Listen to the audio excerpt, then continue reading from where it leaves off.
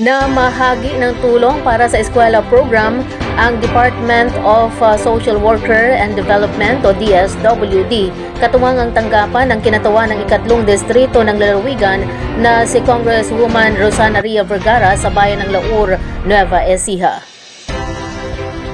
Inilunsad ang pamahagi noong November 8, 2024 sa panibagong batch ng mga magulang ng may senior high school student na anak na napabilang muli sa tulong eskwela program ng naturang ahensya. Si Cabanatuan City Presiding Officer Jay Vergara ang naging kinatawan ni Kong Ria sa nasabing aktibidad. Matatandaan din na bumisita na si POJ sa bayan ng Laur noong buwan ng Oktubre.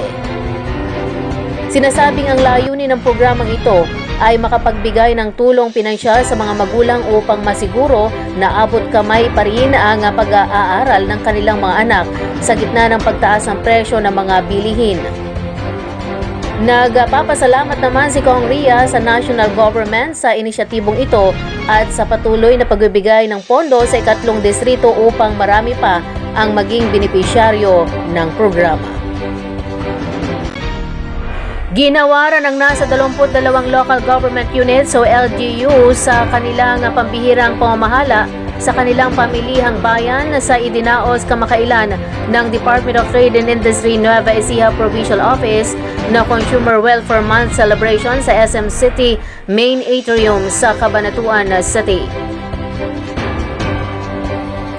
Ang kaganapang ito sa pakipagtulungan ng Nueva Ecija League of Market Administrators Incorporated o NELMA, Consumer Affairs Advocacy Association Incorporated o NICAA at ang Nueva Ecija Market Vendors Association o NEMFA ay nakatuon sa pagpapataas ng kamalayan tungkol sa mga karapatan ng consumer. Dumalo si DTI Regional Director Edna Didison at mga lokal na opisyal na binigyang diin ang kahalagahan ng pagtutulungan ng iba't ibang organisasyon upang mapangalagaan ang interes ng mga mamimili. Binigyang diin ni Dr. Richard V. Simangan, DTI Nueva Ecija Provincial Director, ang papel ng mga partnership na ito kasama sa selebrasyon ang mga aktibidad tulad ng Fan Zumba Marathon at Poster Making Contest na nakilahok ang 15 paaralan.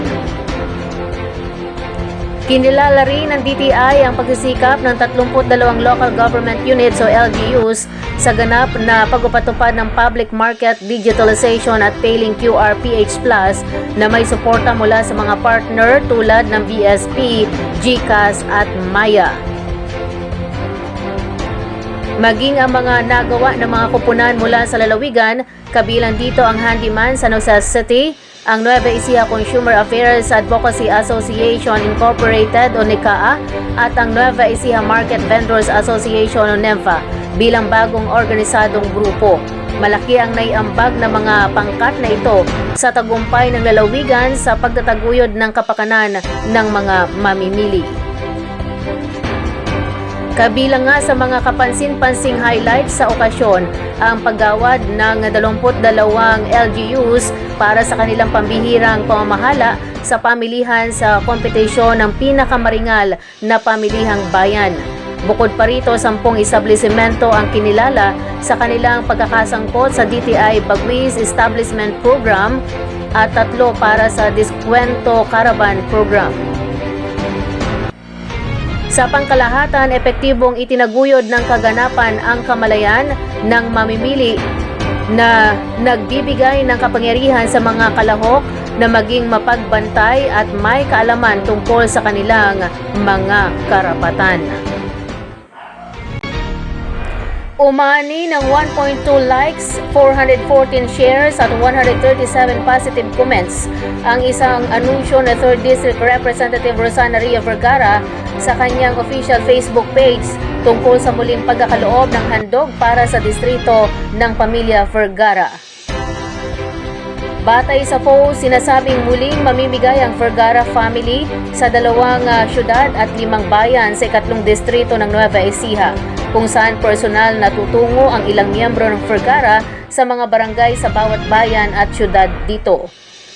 Ang handog para sa distrito ay paraan ng Vergara family para ihayag ang labis na pasasalamat sa patuloy na ipinapakitang pagmamahal at suporta ng mga residente sa kanila. Nakatakdang ipagkaloob ang bigas na mula sa personal na pondo ng pamilya sa mga susunod na araw. Ito ay kaakibat pa rin sa slogan na sama-sama sa pagbabago at progreso ng ikatlong distrito ng Nueva Ecija.